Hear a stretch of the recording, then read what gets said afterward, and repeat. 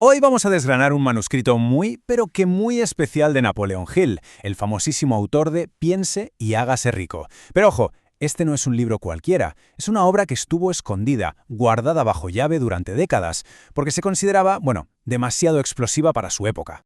Fijaos en esto, estamos en 1938.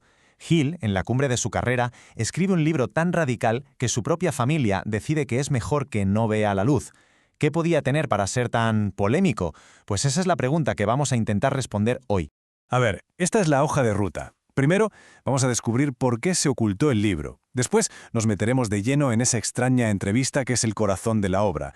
Veremos cuáles son las supuestas armas del diablo para controlarnos, cómo propone Hill liberarse, y para terminar, nos haremos una pregunta clave sobre qué significa todo esto hoy. Venga, empecemos por el principio, por ese secreto que duró 70 años. Para entender por qué se escondió el libro, primero hay que entender al hombre que lo escribió y sobre todo la crisis personal que estaba viviendo. Es que aquí está la gran paradoja. Hill había descifrado las claves del éxito entrevistando a los hombres más ricos y poderosos del mundo, pero su propia vida era un auténtico caos. Era una montaña rusa. Ganaba fortunas y las perdía. Pasaba de la euforia a la desesperación más absoluta. Y claro, esta contradicción lo atormentaba, lo carcomía por dentro. Y aquí es donde la historia da un giro increíble. Hill se dijo a sí mismo, ya he entrevistado a todos los maestros del éxito. Para entender de verdad el fracaso, tengo que interrogar al maestro del fracaso. ¿Y quién podía ser? Pues en su mente solo había un candidato, el mismísimo diablo. Y de ahí nace la premisa de este libro, una entrevista imaginaria, cara a cara.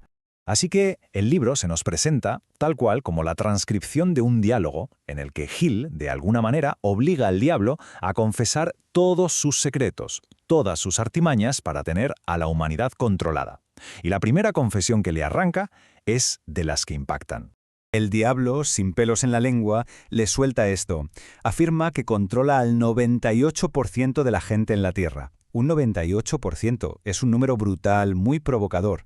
Pero claro, la pregunta es, ¿a qué se refiere Hill exactamente con el diablo? Ojo, porque esto es clave para entender todo lo demás. El diablo de Hill no tiene nada que ver con una figura religiosa. Es una metáfora. Representa esas fuerzas que todos tenemos dentro. La duda, el miedo, la indecisión, todo eso que nos sabotea. Es, por así decirlo, la negatividad que se cuela y se instala en nuestra mente cuando no la tenemos ocupada con un propósito claro. Vale, entonces, si el diablo es esa fuerza interna, esa negatividad, ¿cómo actúa? ¿Cuáles son sus tácticas? Pues en la entrevista, Hill le hace confesar sus dos armas más potentes.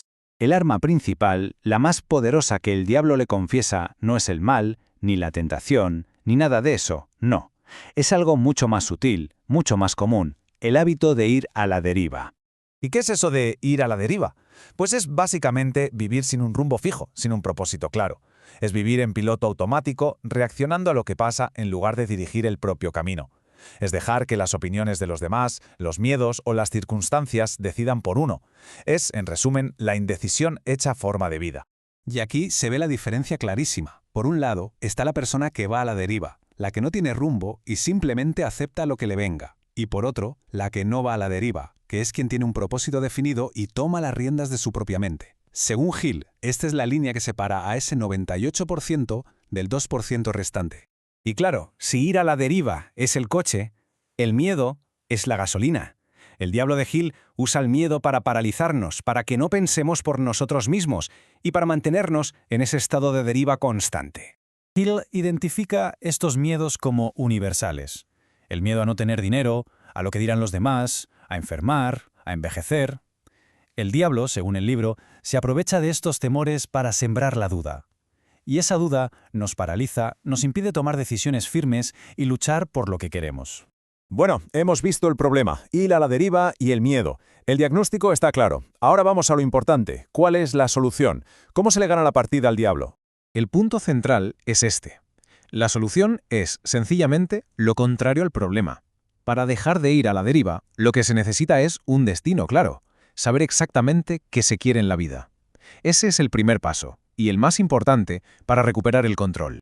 Y Hill nos da una fórmula bastante clara. Lo primero, tener un propósito definido. Lo segundo, crear un plan de acción, saber qué hay que hacer. Tercero, y esto es muy interesante, tener resiliencia, ver cada fracaso como una lección, no como un final. Y cuarto, disciplina mental. entrenar la mente para centrarse en lo positivo, en la fe, y no en el miedo. Yo creo que esta frase lo resume todo a la perfección. La batalla para burlar al diablo no es contra algo de fuera, es una batalla interna, contra las barreras que nosotros mismos nos ponemos en la cabeza. Y con esto llegamos ya a la reflexión final. Han pasado más de 80 años desde que se escribió este libro, pero es que las ideas que plantea parecen más actuales que nunca.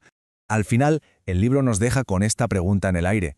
Quizás el motivo por el que se consideró tan controvertido no fue por su premisa, que es un poco rara, sino por su mensaje, que es radicalmente simple. El mayor obstáculo que tenemos en la vida no está ahí fuera, está aquí dentro.